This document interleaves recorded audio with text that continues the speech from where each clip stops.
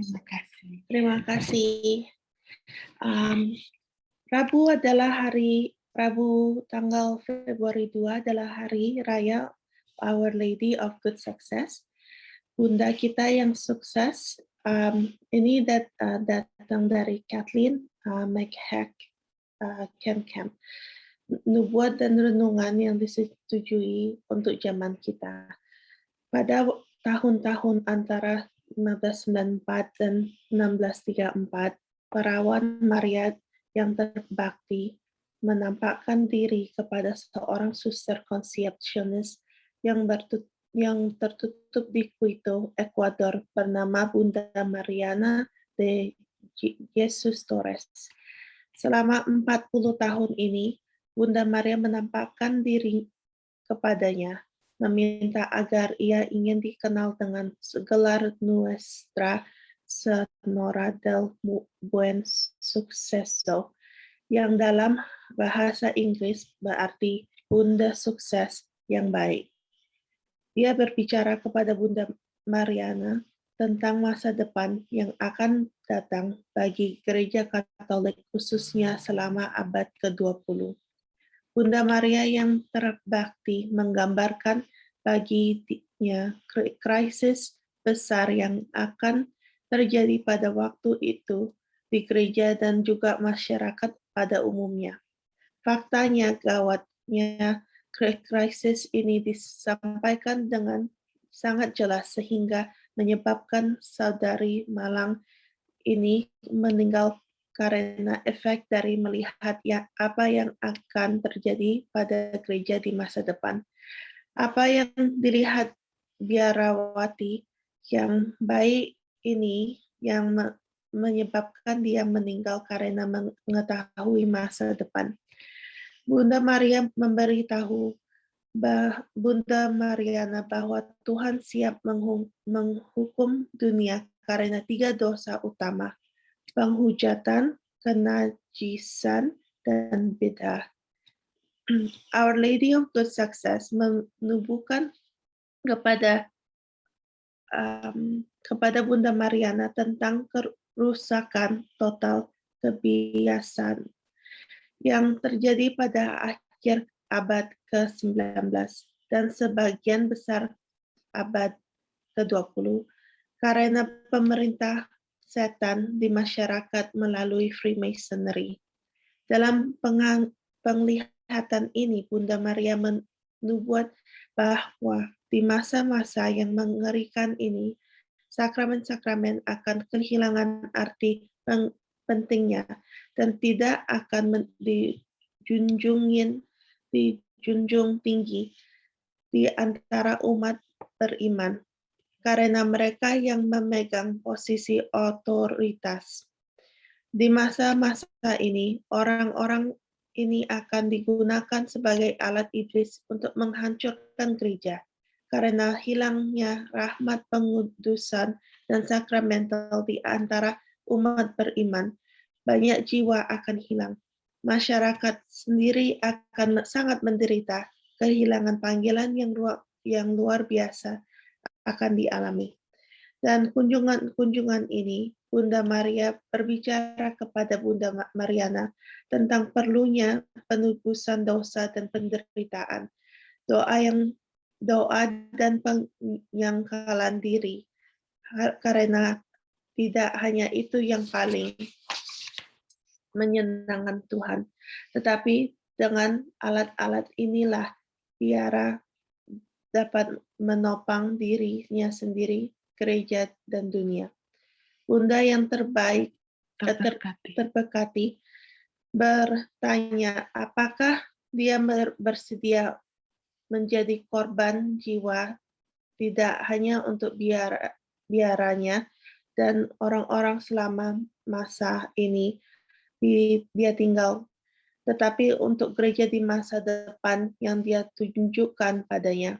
Dia mengatakan kepada bahwa putra ilahinya ingin memberinya setiap jenis penderitaan untuk menyelamatkan jiwa-jiwa. Kunjungan-kunjungan ini dimaksudkan untuk mengajar, membimbing, dan dan mendorong Bunda Mariana dalam misinya. Selain itu, penampakan ini bersih banyak nubuat untuk ditunjukkan kepada Bunda Mariana untuk mengetahui keadaan mengerikan di mana gereja akan jatuh dan juga akan bukti di masa depan untuk menunjukkan keaslian penglihatan ini.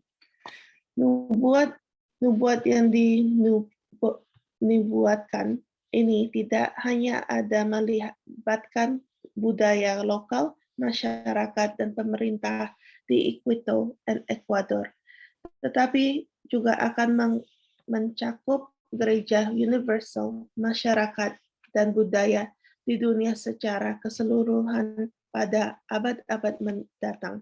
Salah satu penglihatan kenabian yang paling mencolok terjadi pada hari Raya Permunian 2 Februari 1634.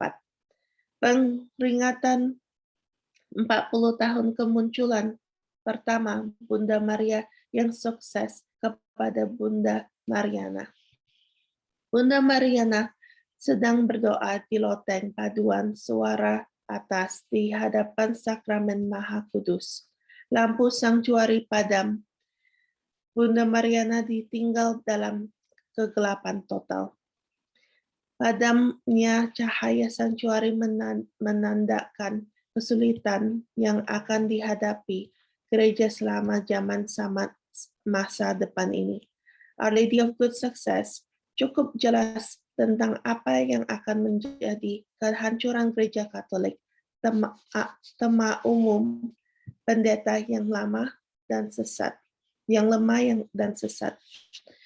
Beberapa anggota kelurus Katolik akan menjadi seperti pencuri yang mencuri terang tabernakel itu. Pencuri yang akan mencuri apa yang menjadi hak kita karena pembaptisan kita di gereja Katolik iman kita. Mereka akan merampok kita dari doktrin, dogma, dan tradisi, merubah abrik gereja karena meninggalkan kita dalam kegelapan total, bahkan tanpa cahaya lampu tempat suci, yang menandakan kehadiran Ekaristi Kudus Yesus Kristus sendiri. Our Lady of Good Success menjelaskan dengan sangat rinci apa 5 alasan padamnya cahaya itu. Alasan pertama, mengapa lampu padam adalah karena pada akhir abad ke-19 dan selama abad ke-20, bidah tidak hanya berlaku di Ekuador, tetapi di seluruh dunia. Sementara ajaran sesat ini menyebarkan dan mendominasi cahaya iman yang berharga akan dipadamkan dalam jiwa oleh kerusakan adat yang hampir total. Alasan kedua adalah bahwa pada masa-masa ini komunitas konsepsionis akan menyusut dan bahkan terinfeksi dengan sikap buruk dan amal palsu sebagai akibat dari situasi gereja yang merajalela pada saat itu. Banyak panggilan akan hilang sebagai akibat langsung. Ini harus dianggap sebagai cerminan dari kondisi yang lebih universal selama ini. Namun jiwa-jiwa yang setia akan menderita kemartiran yang terus-menerus dan lambat, menangis secara rahasia dan memohon agar masa-masa yang mengerikan itu dipersingkat. Alasan ketiga, pelita itu padam adalah karena fakta bahwa selama abad di kampanye sedunia menentang nilai-nilai kesucian dan kemurnian akan berhasil menghancurkan kaum muda.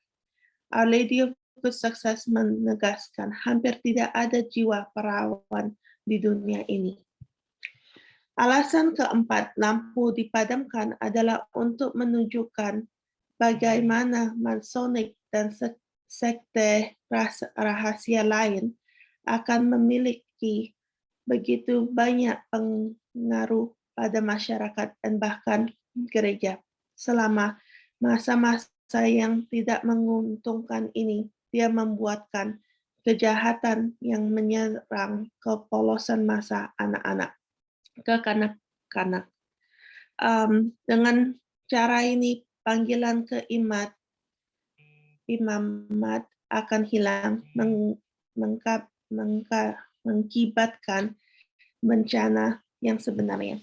Our Lady of Good Success dapat meramalkan bahwa masih akan ada beberapa religius yang baik dan setia yang akan rela menderita semuanya demi keselamatan jiwa-jiwa dan makanan gereja Katolik yang kudus.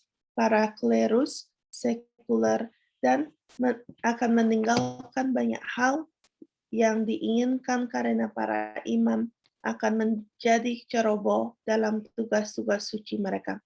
Karena tidak memiliki kompas ilahi, mereka akan menyimpang dari jalan yang dilacak oleh Tuhan untuk pelayanan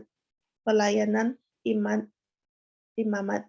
Dan mereka akan terikat pada kekayaan dan kekayaan yang mereka akan berusaha keras untuk mencapainya. Betapa gereja akan menderita selama malam yang gelap ini. Kurangnya seorang uskup dan seorang ayah untuk membimbing mereka. Banyak imam dan akan kehilangan semangat mereka menempatkan jiwa mereka dalam bahaya besar. Jiwa-jiwa imam yang malang yang akan dibiarkan menegakkan gereja akan sangat menderita. Terhadap mereka, orang-orang fasik akan mengorbankan perang yang kejam, membanjiri mereka dengan hinaan, fitnah, dan kekesalan untuk menghentikan mereka memenuhi pelayanan mereka. Tetapi mereka, seperti tiang-tiang yang kokoh, akan tetap teguh dan akan menghadapi segala sesuatu dengan semangat kerendahan hati dan pengorbanan yang dengannya mereka akan diberikan berdasarkan jas tak terbatas dari Putraku yang Maha Kudus, yang akan mencintai mereka selama serat terdalam darinya. Hati yang maha suci dan lembut. Our Lady of Good Success memohon agar orang-orang saat ini berseru dengan tegas kepada Bapa Surgawi untuk mengakhiri masa-masa yang tidak menyenangkan ini dengan mengirimkan kepada gereja seorang uskup dan ayah yang akan mengembalikan semangat kepada para imam. Alasan kelima, lampu padam adalah karena mereka yang memiliki saran keuangan untuk membantu gereja tidak ada melakukan apa-apa. Karena sikap mereka yang tidak peduli terhadap Tuhan dan gerejanya, maka akan membiarkan kejahatan tampaknya menang. Pada hari ini juga kanak-kanak Yesus menubuatkan kepada Bunda Mariana sebagai berikut, yang memberikan kepercayaan pada nubuat-nubuat lain karena kita telah melihat nubuat-nubuat ini telah digenapi. 1. Dogma dikandung tanpa noda akan diproklamirkan pada saat gereja akan diserang dengan keras. dan wakil saya akan mendapati dirinya sebagai tawanan.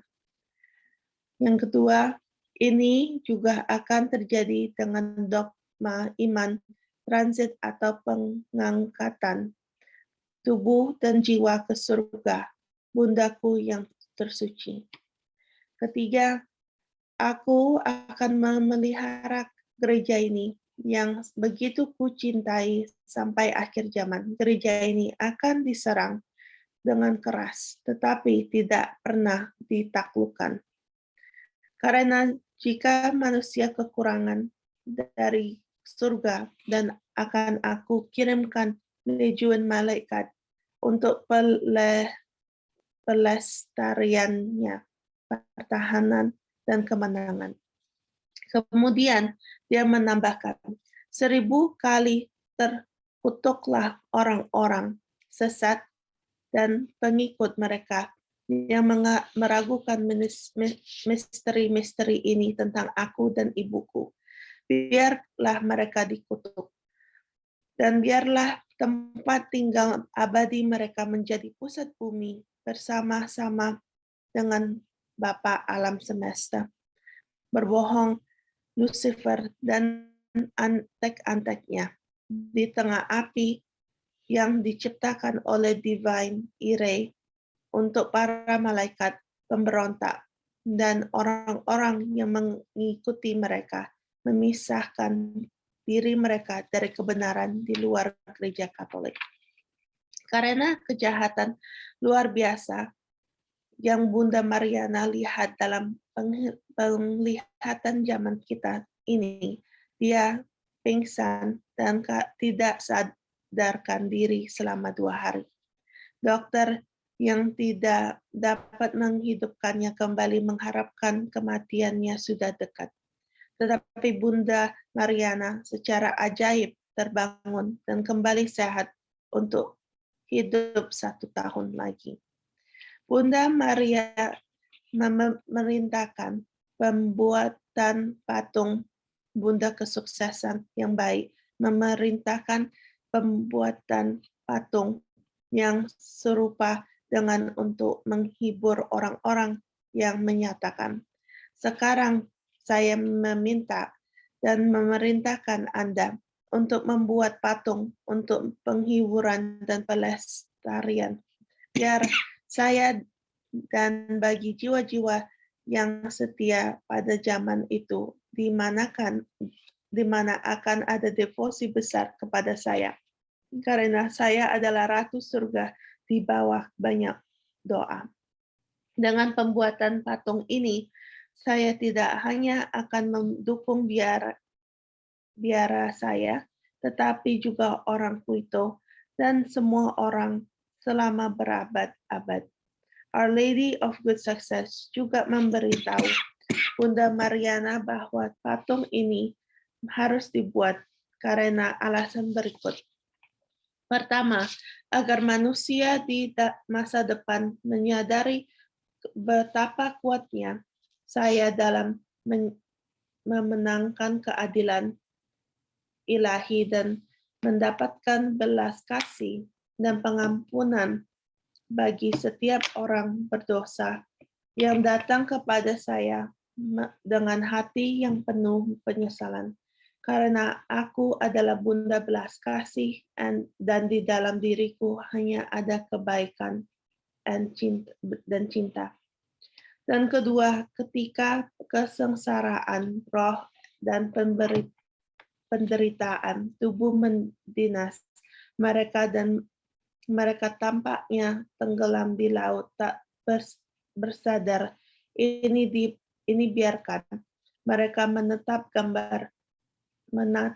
gambar suci saya, dan saya akan selalu ada di sana siap untuk mendengarkan tangisan mereka dan menenangkan rasa sakit mereka.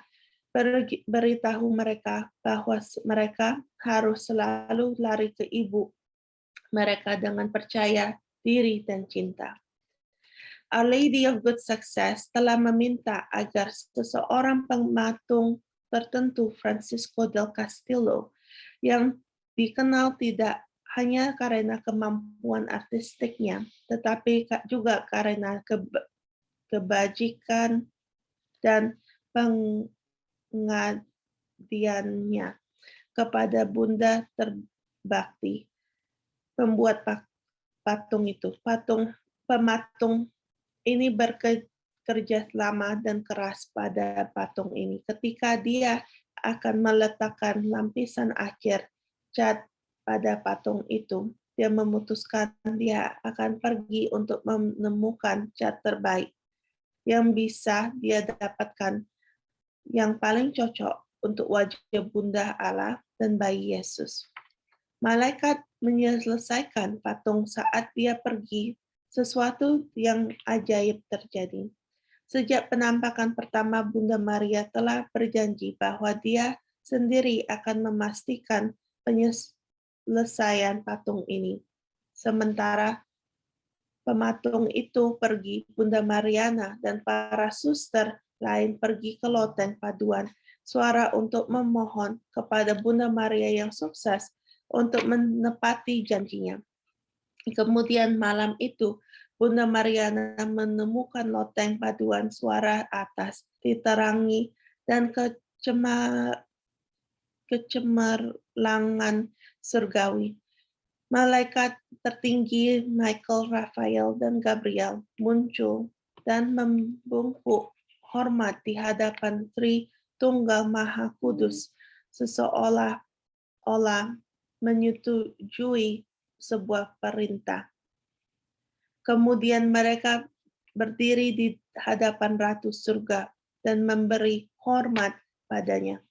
Malaikat agung bersama dengan Santo Fransiskus mendekati patung itu untuk menyelesaikannya secara ajaib.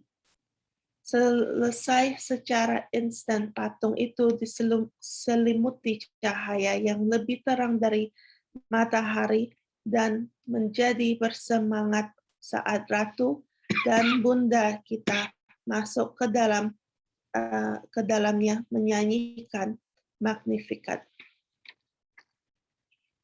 Penglihatan yang paling indah ini terjadi pada jam 3 pagi tanggal 16 Januari 1611. Ketika uskup diberitahu tentang kejadian ajaib ini, dia memerintahkan ad aeternum bahwa sebuah pesta harus didahului dengan novena 9 hari 9 untuk Bunda Sukses yang dimulai pada 24 Januari yang berpuncak pada harinya rayanya pada hari Candlemas, masing-masing 2 Februari tahun, dan begitulah dan terus dihormati dengan cara yang sama setiap tahun. Bunda Maria secara khusus meminta agar namanya menjadi Maria Sukses baik dari permurnian dan lilin. Dan bahwa tanggal ini 2 Februari harus diingatkan secara khusus karena tanggal ini selalu membawa hadiah dan belas kasih yang besar dari Bunda Maria. Akhirnya sebagai penutup, kata-kata Uskup Salvador de Ribera dari Quito dicetak di bahwa ini untuk menunjukkan persetujuan gerejawi atas devosi yang indah dan tepat waktu ini. Pada tanggal 2 Februari 1611, hari lambang resmi devosi resmi, uskup yang baik menganugerahkan kepada Bunda Maria yang sukses dengan baik kunci-kunci biara dan tongkat salib ke tangan patung ajaib itu. Dengan penuh hormat dan kehormatan memanggilnya berkata, "Putriku, aku menyerah kepadamu, gereja, nyonyaku, dan ibuku. Aku menyerah jiwaku kepadamu. Bukakan bagiku pintu-pintu surga karena hidup yang tersisa bagiku cukup singkat. Ratu langit dan bumi, Engkau yang tinggal di tempat kudusmu, mengatur kawananmu yang terkasih. Jangan lupakan anak-anakmu yang malang dan yang menjadi peziarah di bumi ini, terkena jatuh di setiap langkah. Biarkan lenganmu menopang kami dan biarkan cinta manis dari hari keibuanmu menghiburkan kami dalam kesengsaraan kami yang dalam. Rahmat dan mujizat yang terjadi selama hidup Bunda Mariana dan setelahnya kematian melalui perantaraan Bunda Maria yang sukses terlalu banyak untuk disebutkan di sini. Ada banyak nubuat lain yang telah terjadi juga. Bunda Mariana de Yesus adalah seorang mistikus, nabi perlihat, dan korban jiwa yang ditinggal di Quito, Ekuador selama pendiriannya sebagai koloni Spanyol. Hidupnya hanya sejajar dengan orang-orang kudus terbesar dari gereja yang dikanonisasi seperti Saint Teresa dari Avila dan Saint Catherine Siena. Rincian semua penderitaan hidupnya terakumulasi menjadi satu kemartiran seumur hidup. Ya, begitu adalah pembacaannya. Terima kasih ke Ibu Dr. Yuzi, Ibu Regina.